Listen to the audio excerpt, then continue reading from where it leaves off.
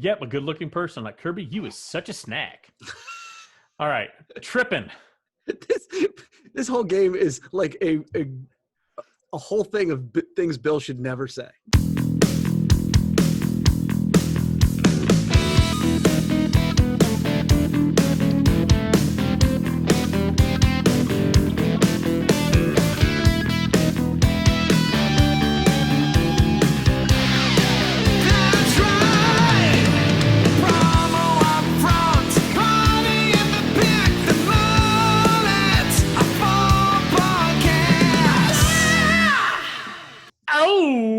Welcome to episode number 15 of the Promo UPFront podcast. I'm one of your hosts, Bill Petrie. With me, as always, the field marshal of the masterclass, the one and only Dr. Kirby Hasseman, the man with the worst virtual background in the history of Zoom. Kirby, how the hell are you? I'm doing well, man. I am, as you said, getting ready for my virtual event, which I'm sure I'll do a press release about here any moment. And no, this is actually, I just needed to move. We've got computers everywhere. And so I'm just outside of my office and I'm almost ready for it. So I'm doing pretty well. How about you? I'm good. Yeah, that is sad that it is not a virtual background because I did think for a second that was. I've been in your office a couple times. It's not a virtual background. That is actually a real background. So it's the saddest real background ever. No, I'm doing well. It's starting to get a little fall crisp in the air, which I love. Yep. And so, just trying to, there's a lot of things, a lot of moving parts. So time is always of the essence, which is why, Kirby, I'm so thrilled about our sponsor today. Would you like to know why? I would love to know why. I knew you would. Because it's a sponsor that saves me time, my most valuable commodity, and that sponsor is Promo Pulse. Yep. The one and only Jason Noakes, who's the author and the musician behind our fine theme song, and is now he's writing quite a few other theme songs for podcasts. He's done one for Coffee Conversations with Jeff Solomon, and I think some other ones. So, but Promo Pulse is really your one-stop app for the promotional products industry. It's convenient. It's you can contact suppliers with one click. It's a great place for ideas, inspiration, and information. And you can personalize your content. So you can follow whatever companies you want to follow to really make the experience unique to you. And I know you're a big fan of Promo Pulse and what they do. I absolutely am. And I think you mentioned it. It's a way for you to get ideas and contact suppliers. But I'm a fan of the content that's created in the industry. And it's one of the best places to just kind of keep up with all of it across, there's great content from a bunch of different areas, and it kind of puts it all in one place for you to follow for sure. And absolutely the best part is free to use. Doesn't cost you a dime, doesn't cost you a nickel, doesn't cost you a penny. That means it's free, folks. Doesn't cost you anything. That's right. The app's free to download. If you're a Google guy, if you're an Apple guy, just go to your app store, look for Promo Pulse, click that handy download button, double click if you need to. I don't know what your phone does, but get that app and make it part of your daily routine to check the app. Supplier specials, great content, all aggregated in one place just for you. You're not going to be sorry you did.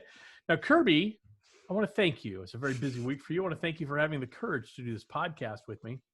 I'm not as melancholy as I was a week ago with the tragic death of Eddie Van Halen. I think I've gotten all of that out of my system now. I doubt that, but I do appreciate it. I am ready to broadcast at a Panama level today. Oh, nice. Panama. All so this is the Promo UPFront podcast. So Kirby, that means you have the first topic, and it's going to be promotional products industry related.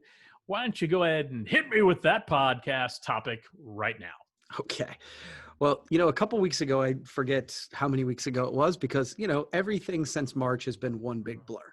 But you brought up the idea of it not political, but political merchandise. Yes. And there's one that's pretty topical right now with the debate that happened recently with the vice presidential debate, and what was trending on Twitter at the end wasn't any wonderful points or inspiration to the American people. No, it was the fly on Mike Pence's head. Yeah. So what was super interesting to me, and again, I'll just say, Biden campaign launches branded fly swatter after the VP debate. Sells out immediately. I'm about to say, how quick did that sell out, Kirby?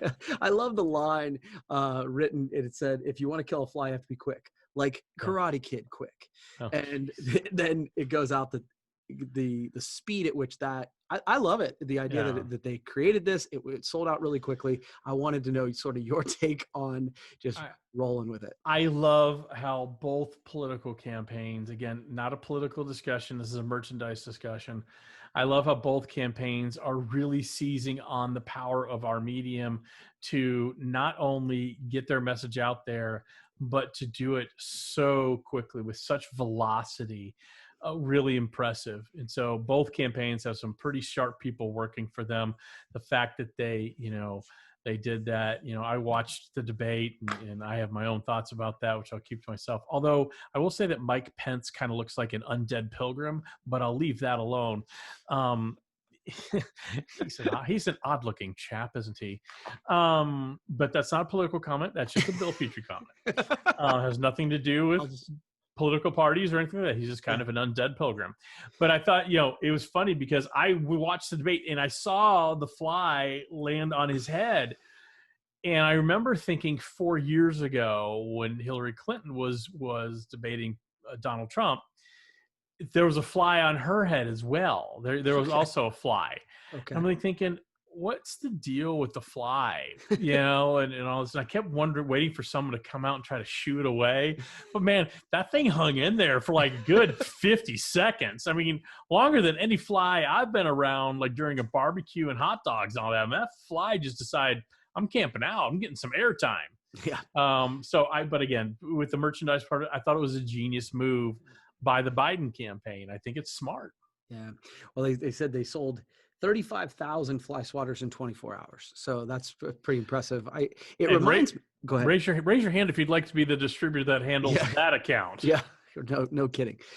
It reminded me actually of, it was several years ago when the power went out in the Super Bowl. Yes. And it was early social media days, and Oreo talked about, when the lights go out, make sure you can dunk in the dark. And they came out with a very topical, beautiful graphic, and they just landed the moment well. Yeah. This felt like the same thing for me.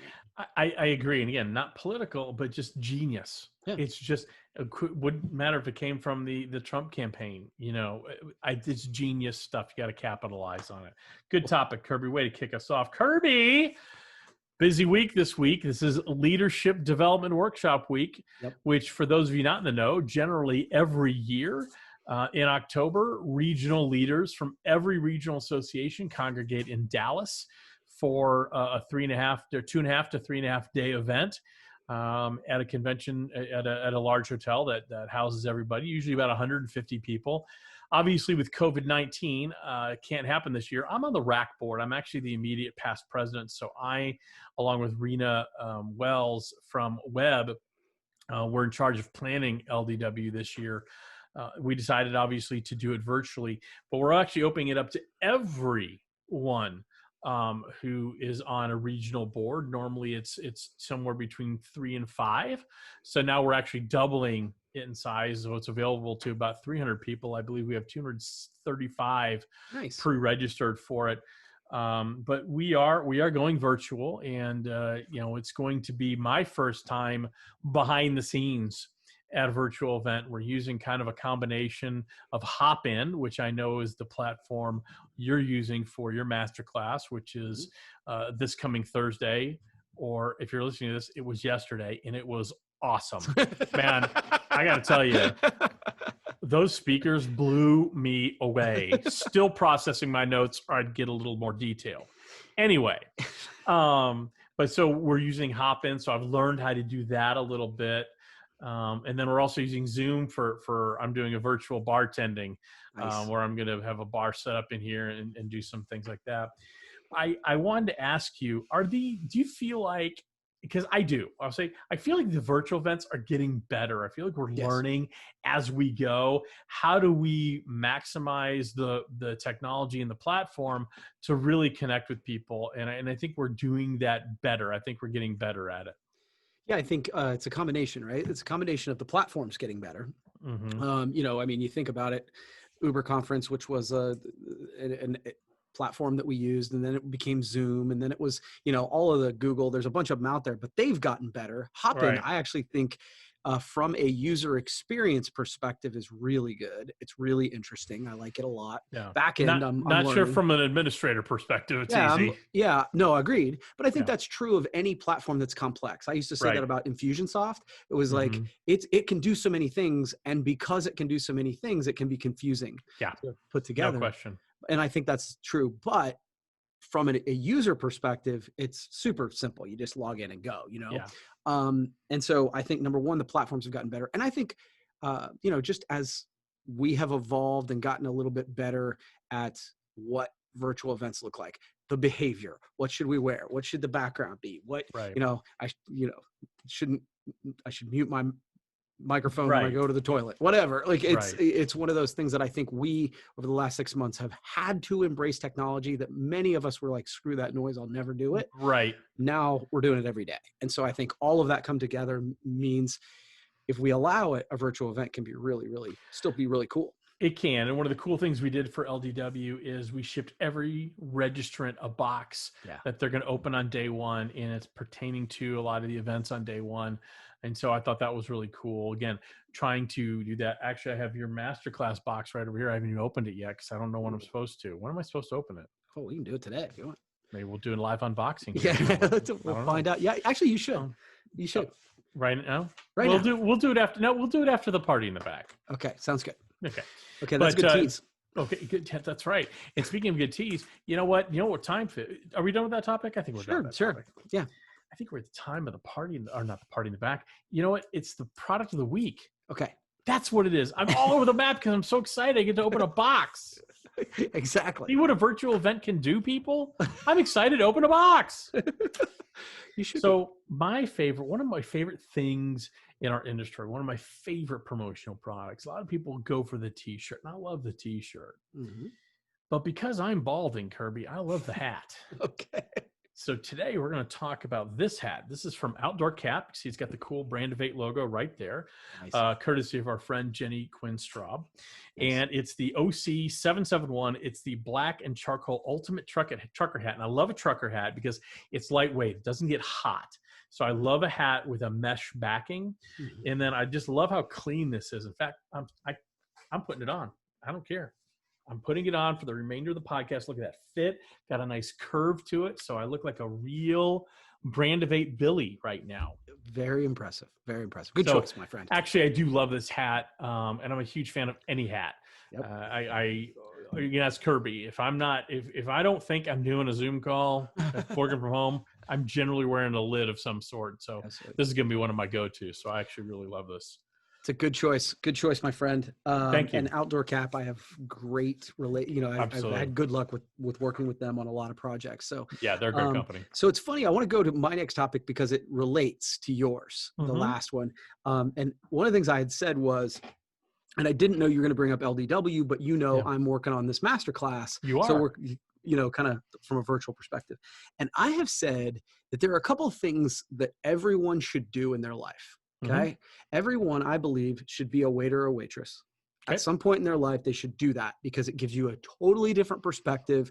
You spend on service. Yeah. You not only like how to do it well, but also how to be empathetic and not be a jerk to the wait staff. And number two, everyone should start a business. Those have been two things that I've historically said. I think it gives you a new perspective. Even if you're like, I don't want to be an entrepreneur the rest of my life. I encourage my team to do side hustles because, again, I think they understand decisions I make better. I have added one to that. Everyone one time should try and plan a virtual event. Okay. Because, again, that perspective gives you more empathy to all those PPAI events that we've gone to and gone, gosh, why can't they do this? Dude, this week I'm like, they're the best. I feel like I've said the same thing a million times this week. And it's so many times it's like, well, people are getting to the information when they can. They're doing meetings of their own. They're on the road, whatever. But I'm like, oh my God, just read an email, people.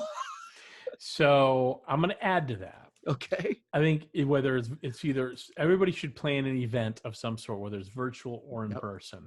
Because I went through this a year ago, just a little over a year ago, doing Promo MBA. Yes. You know, because Yes. that was, you know, you certainly helped with that, and I don't want to discount what No, you I did, didn't. but it was like You did. 90% me. Yes. And you know, it does change your perspective on things. It gives you an insight to really what goes on, you know, how the sausage is made, and it allows you to have a hell of a lot more grace Yes. when things don't go the way they're supposed to, because generally things don't. Yeah. I Not mean, always. not always, Yeah. not always. I agree.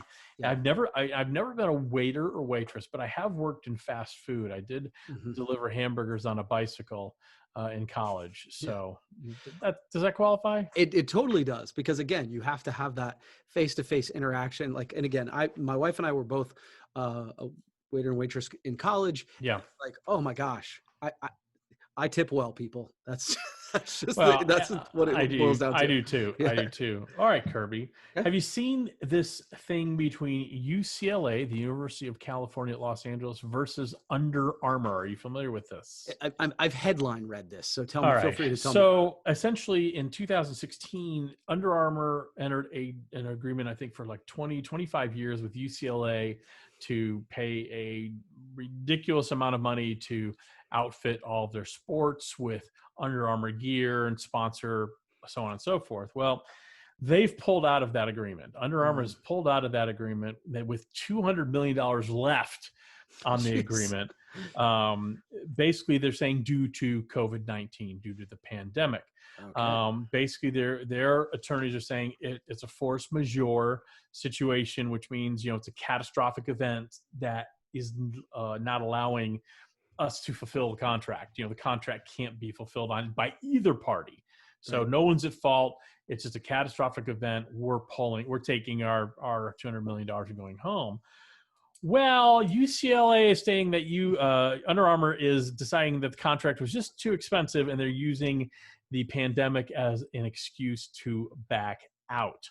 So they're alleging that Under Armour is being opportunistic in kind of using the pandemic to get out. Now, Under Armour is saying, look, in 2020, you didn't finish your basketball season. You haven't started your football season yet. There were no summer sports. So, you know, I think according to the contract, if they don't play 50% of a season, that would be a qualifying prong of the contract for them to pull out, although that's not happened yet. So interesting stuff. Where do you lie here? Are you on the UCLA side, or are you on the Under Armour side? And I can go first because I actually do. Well, my initial reaction was exactly what UCLA was saying, is that Under Armour is looking for an opportunity to pull out. That being said, so I guess I'm probably middle of the road. That being said, dude, they're not playing games. Yeah. And so if that's a part of the sponsorship agreement, I at least do understand the Under Armour side. But I will say that my initial reaction was Under Armour was looking for a way out of this deal, and COVID gave them the opportunity. And I don't know that. See, I'm going to disagree with you. I think I'm going to agree with you, but I'm going to disagree with you. Okay. I do think they've probably been looking for a way to get out of this agreement since they signed it, because those things are ridiculous, right? Right. Those sponsorship deals. However, I do think this would be qualifying. I mean, I think this is absolutely a qualifying event. And I do think you know, maybe they could renegotiate, but it sounds like they just want to cut bait and go home. And honestly, I do think it's a situation where it is a new reality. And so I may have committed to spending X amount of dollars and outfitting your sports programs, but I don't know how many games you're going to play. And things are really wonky right now. And so, yeah, I think that's as any advertiser, any marketer has to be smart about that, especially they should be all the time, but absolutely, especially, you know, if this weren't a COVID thing and they got rid of the football team, like that would be worthy of a discussion regardless. Absolutely. Right. And so, I understand what you're saying. When you brought that part up, as you were telling me the story, I was like, yeah, okay, I understand. I'd want to pull back too. Now, I don't know if there were any, hey, can we renegotiate? Right. That, to me, again, I'm a middle of the road guy when it comes to this stuff, because I generally think there is a happy medium where it's like, hey, we need to renegotiate this at least for this year, maybe 2021, and figure it out from there. I think there probably could have been some discussions there, but if there weren't, shame on both of them. They should have had them. Yeah, well, Under Armour's probably looking to, hey, do you know the number of the people at Alabama? Yeah. All right, Kirby, you got another topic for us? I have one more. I just this was kind of a funny thing that happened. Kind of funny. Well, the audience will decide, Yeah. and on their behalf, I will decide if it's funny. You will. So I think it was 2 nights ago. I've got the Hasseman marketing website for the company, and then I have a KirbyHasseman.com website. And really I put content out there, and there's a place where you can, click here to hire me as a speaker. Well, I got a message at like 10 o'clock 2 nights ago that said, it's just one of those, you check your email right before you're going to bed. And I look at it, and it says, message from Kirby Hasseman, has the name of the person. You are an effing fraud. The people of Coshocton will find you out sooner or later. Wow. I didn't realize my message would go through that quickly. You got it right away. Right away. Okay, joking aside, seriously, wow. Yeah, and so someone obviously from your community. Well, that was, I think, my initial reaction, and I'm bringing this up for hopefully a lesson for other people, but it was one of those where my initial reaction was almost a laugh, because I think you know me as well as anybody probably in the industry.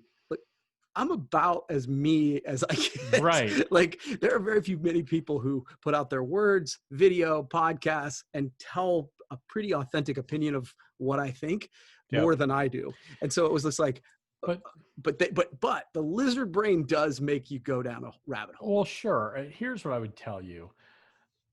Because I'd like to think I'm an open book as well. And I do, I'm not everybody's cup of tea. And I made peace with that. That's been very hard for me.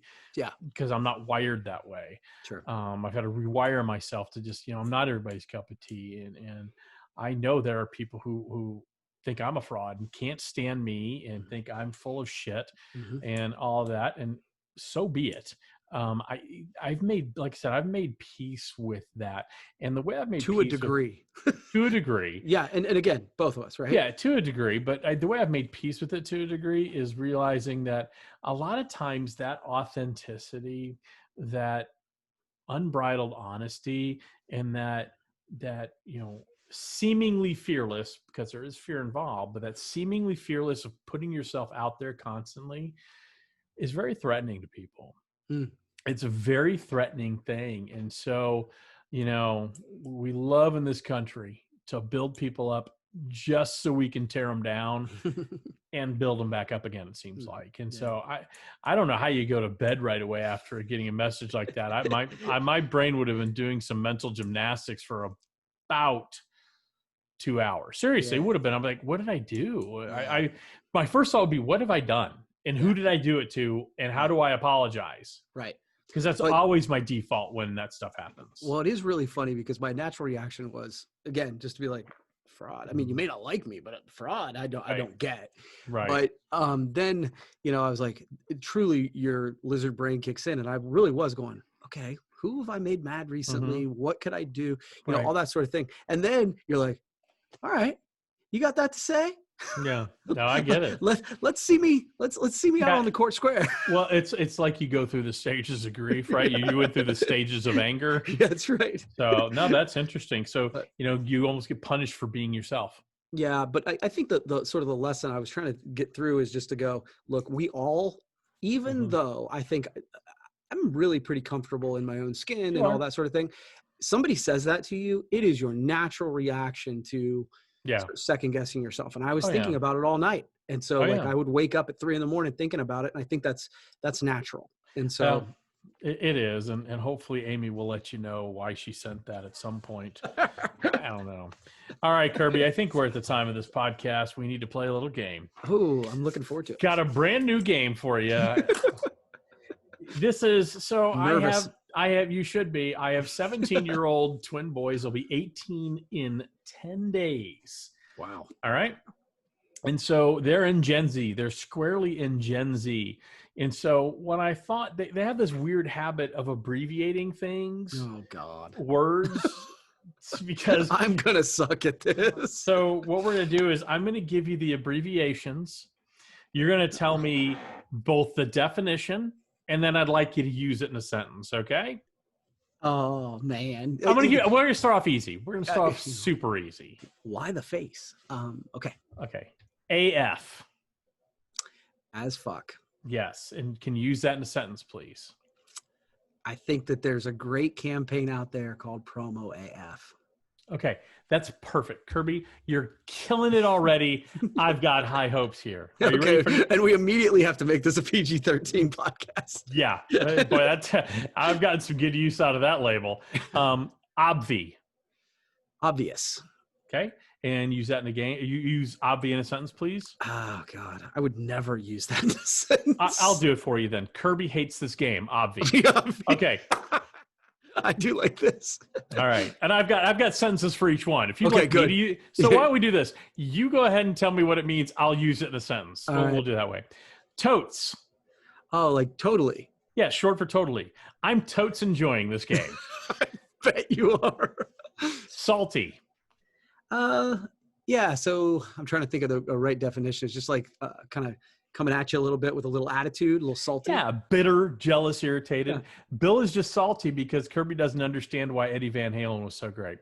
I actually do. He was amazing. I know. Okay. Fit.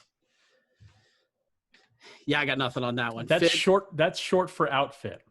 Oh yeah, I would have never. So done that. It's a weekday. Of course, Kirby's wearing a logoed shirt. That's always his fit. Yep.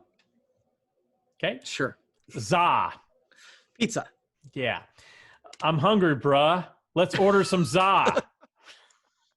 You should never do that again. Yeah, I know. Fire. Let's like a hot take, maybe. No, something's really good. Oh yeah, okay, that makes sense. So, for example, the new spicy nuggets at McDonald's are totes fire. Kind of mixed, Do I sound like I'm hip? Snack. I'm not 100% sure, but I'm gonna go with like good looking. Yep, a good looking person like Kirby. You is such a snack. All right, tripping. This whole game is like a whole thing of things Bill should never say. Yeah. Kirby, tripping. Tripping. You are off your rocker. You're freaking out over nothing. Yeah. No, I didn't steal your Pringles. You're tripping hard, yo. Okay, fleek. Oh, and see, I should know this one. I've heard people use this one. I'm drawing a blank. All right, stylish. Okay. My hair hasn't been on fleek for decades, which is why I'm wearing a hat. Yeah, I was gonna say that's the reason I didn't know that one because that's sus. Sus. It's short for suspicious, Kirby. Okay. Don't drink the warm beer. That's totally sus. Okay. Basic. Yeah, I hear like you're a basic bitch, right? Yeah. Like that's the so you're concept. Mainstream. You're like yeah. everybody else. Yep. Don't drink. Let's see. Pumpkin spice lattes are so basic. Sorry, Shannon. Fam. I would go with my family. Yeah, it used to be short for family, but now it's kind of a synonym for bro. So it might be like, I feel you, fam. Okay, I don't like that one. But we've only got a few more left. Okay. Slaps. Yeah. It's something that's really, really good. So that drink Bill just made slaps. Yeah. That Bill made, that totally slaps. I have totally heard my daughters use that. Yeah. Okay. Yeah. Thirsty. Yeah, it's usually when I have a beer.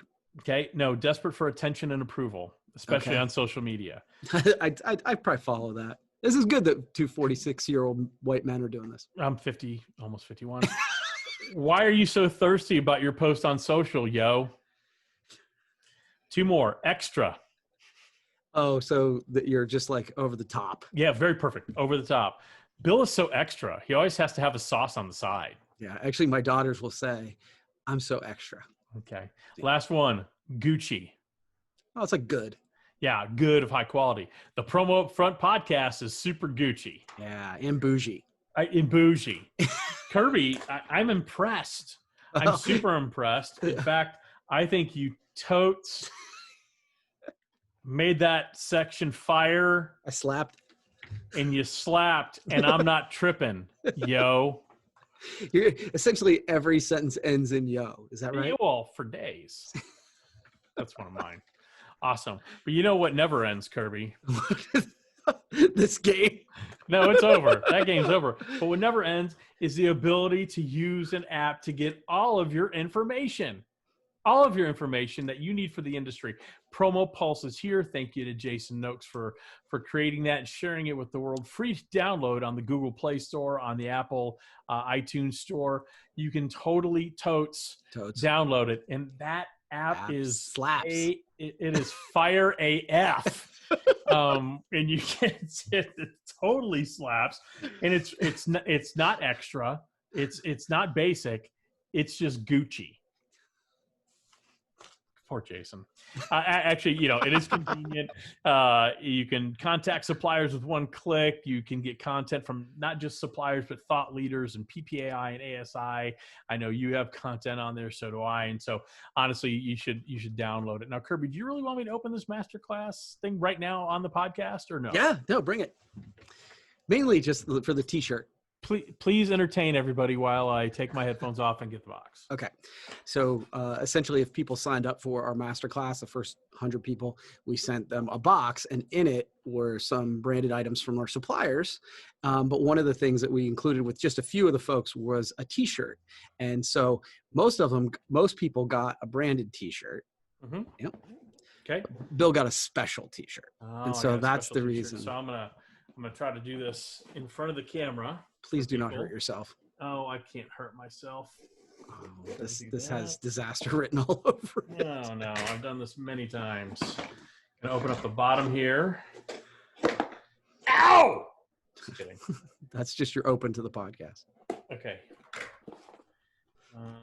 Okay. It has been breached. It's not been opened. Are you ready? Yep. Let's bring it. We're gonna open it up for goodies. I've got a face mask here for America. And I've got a shirt, which I'm not going to look at until I hold it up. I'm just an old-fashioned guy. I love it. That's awesome. And I am an old-fashioned guy. Totes. Yo. That's really what I wanted you to see. There's some great stuff in here.